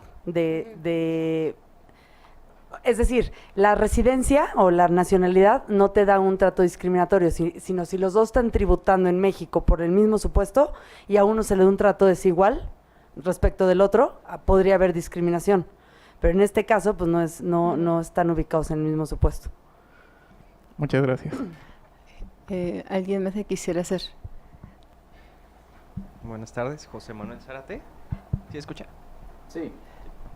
Tengo una pregunta respecto a la determinación de los ingresos los rendimientos que generaría una inversión en el extranjero. Se comentó que el decreto tiene su propia mecánica para determinar, en este caso solo hablamos de la fluctuación cambiaria, a diferencia de si lo haga conforme a la ley, que se devenga a diario, ¿no? Pero hay otros tipos de rendimientos, ¿no?, que podría generar una inversión en el extranjero, a lo mejor una venta de acciones.